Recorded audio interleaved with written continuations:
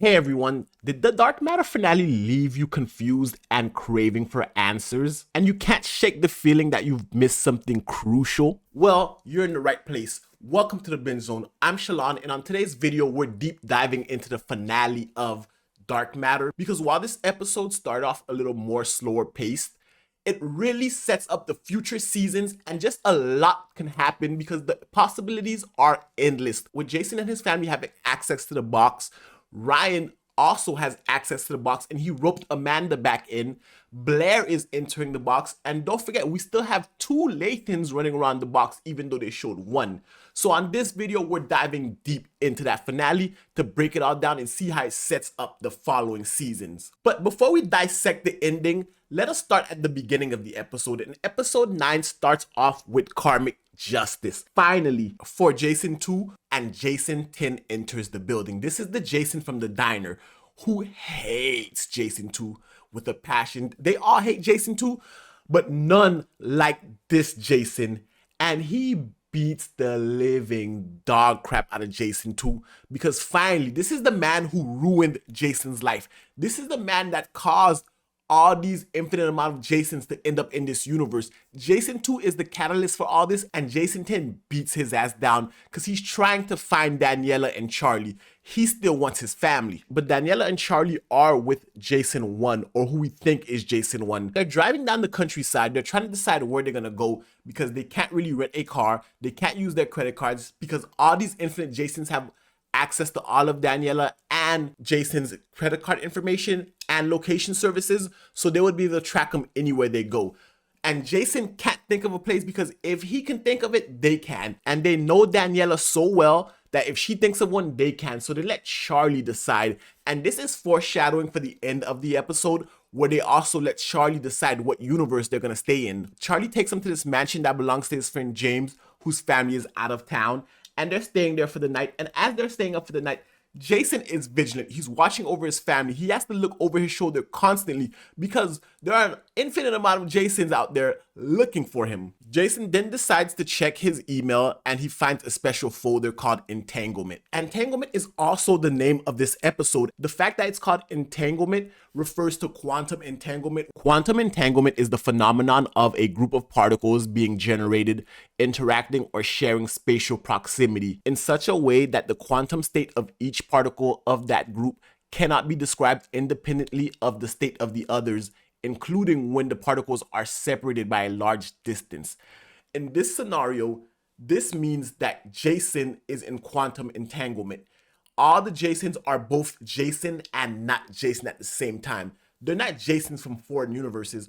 All these Jasons are Jasons of this universe. And because they were all created in the box, they don't have their own home world to go back to. So therefore, they all exist in this world. It belongs to all of them, yet belongs to none of them at the same time. And you just can't survive in a state of quantum entanglement. That world would implode from Jasons if they don't do something about it. But they're obsessed with Daniela and Charlie, and really that's what comes first to them. But once he goes inside that folder, he sees the link to a chat room, and when he gets in there, there are over 100 Jasons, all of them looking for Daniela, all of them sharing information, all of them trying to one-up each other. And then he gets DMs, they're sliding into each other's DMs, and he gets DMs of them saying, hey, let's team up and take the other ones out and we'll figure it out. One of them thought about making it a lottery system, while another one thought about making it a way they have shared custody of Daniela and Charlie, like every other day or whatever. And at this point, Jason realizes one thing: they can't stay here. This world is not safe.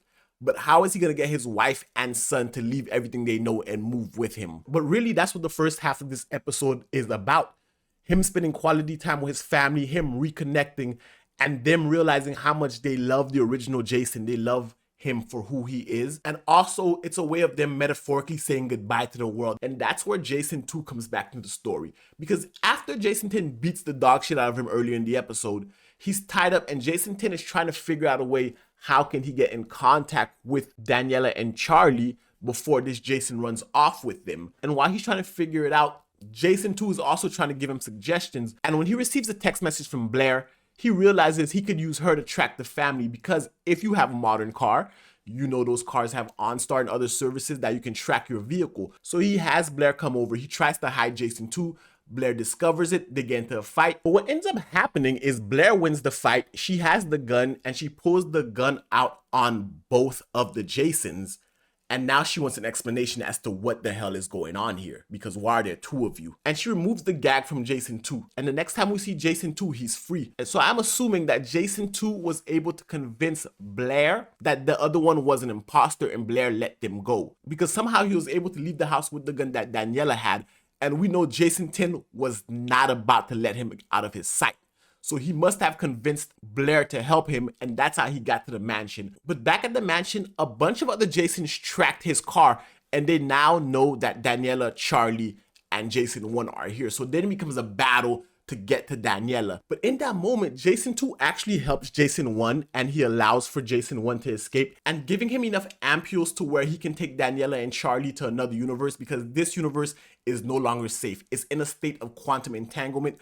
Too many Jasons, he allows them to leave because he feels guilt for what he did. He caused this and now he has to suffer his own consequences. But I also don't think Jason 2 is staying in this universe. He didn't give them all of his ampules. I'm sure he has more than enough to go around, because if we know one thing, it's that he always wants what he cannot have. And the fact that Jason 10 told them about how Amanda loved him, don't be surprised if he goes looking for her in another universe in the following season. But when Jason gets to the box, there are a bunch of other Jasons waiting for him, but they're gonna let them through because Daniela went on the chat room. She saw the number of Jasons that there were, and she knew that they would have to leave that universe.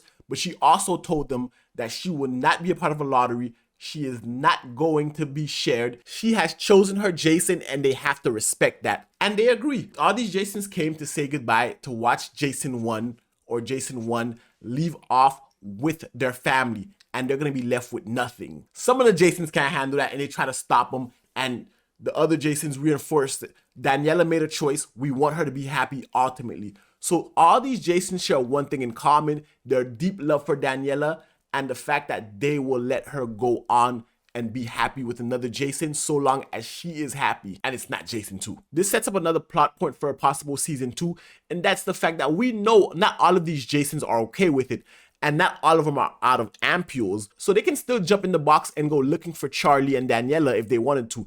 That Charlie and Daniela specifically. But it's not just them who has access to the box. Layton still has access to the box, and we see him traveling through the multiverse, jumping from universe to universe, enjoying his life. And also, the most crucial part of this finale is Ryan. We see Ryan recreating his drug to create more ampules so he can get back in the box, because Jason 2 left them there, but that was never his choice to stay there. He just wanted to visit. And being that this universe that he was left in was so great, he also goes and meets Amanda, who's in this universe. Remember, Amanda chose to stay here while Ryan was put there. So the fact that Amanda is here and he found her, he's going to ask her, how did she get here? How did she really navigate? Because remember, Jason 2 really didn't give him instructions on how to move about in the box. So now that's another plot point for the following season. Ryan and Amanda going back into the box and trying to find Ryan's homeworld. But Ryan's homeworld is in a quantum entanglement with an infinite amount of Jasons still arriving to that universe. So if Jason 2 goes looking for his Amanda, who's with Ryan, who goes looking for Jason 2, who's also looking for Jason, and Layton is just traveling around the multiverse, they can all find this Jason and this Daniela if that's the one that they're looking for. So next season, they're on a collision course to find Jason and Daniela again, which is why Jason had the smart idea of making Charlie choose the door. You see, if Jason chose the door, the other Jasons could potentially find him because they can think just like him, or they can think, or they have a good idea of how Daniela thinks. But if Charlie picks, he's going to pick a world that's peaceful, great, rainbows and sunshines, and they can live in peace. But that's also the world that Amanda chose. And that's also the world that Ryan chose. But let's not forget, Charlie may have a completely different idea than they do, but because we know how the box works, and we know Daniela's in the box, as well as Jason being in the box, their thoughts and feelings influence the outcome too. Even if Charlie is the one that opens the door, their thoughts can influence where they go. And if Jason thought about a world that he was almost happy in, and Daniela asked them, was there a world that you would stay in?